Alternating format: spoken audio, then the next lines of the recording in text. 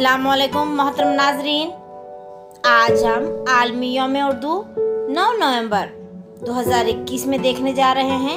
दरअसल उर्दू ज़ुबान क्या है? शहद व शक्कर से मीठी उर्दू ज़ुबान हमारी, शहद व शक्कर से मीठी उर्दू ज़ुबान हमारी होती है, जिसके बोले मीठी ज़ुबान हमारी। दरअसल आज 9 नवंबर उर्दू यौम आलमी दिन है। उर्दू बोलने वाले, इसको सीखने वाले हमारे मुल्क हिंदुस्तान में कसीर तादाद में मौजूद है। इसीलिए हमारी हुकूमत और उर्दू ज़ुबान को चाहने वालों की दिली ख्वाहिश होती है कि इस ज़ुबान को ज़्यादा से ज़्यादा फ़रोग़ दिया जाए।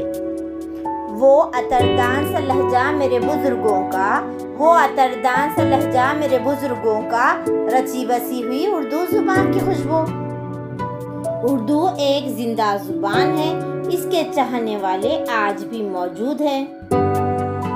आज यौम उर्दू शायर अल्लामा इकबाल के यौम पैदाइश को यौम उर्दू के तौर पर मनाया जाता है। शायर अल्लामा इकबाल 9 नवंबर 1877 को शहर सियालकोट में पैदा हुए। आपका आबाई वतन कश्मीर था। शायर अल्लामा इकबाल की सारी शायरी में कौम के लिए तड़प मौजूद है। हर शायर मिल्लत के लिए इस्लाह का पैगाम देता है। अल्लामा इकबाल शायर साहब ने खुदी पर बड़ा जोर दिया है। इनकी मुराद तकब्बुर या खुदनुमाई से नहीं है, बल्कि वो कौम को खुदशनासी सिखाना चाहते थे।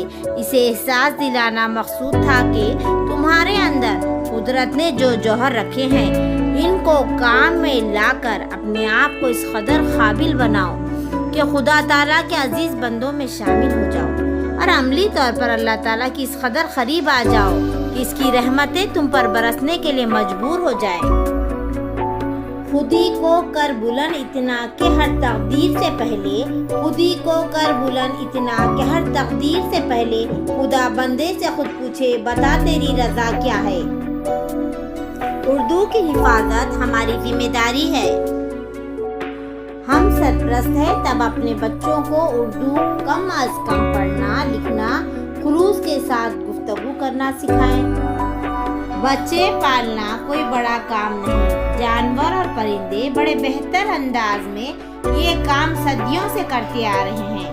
बड़ा काम बच्चों की तरबियत देना, और तरबियत तवज्जो और वक्त मांगती है। अल्लाह ताला हम तमाम की औलाद को नेक हिदायत दे।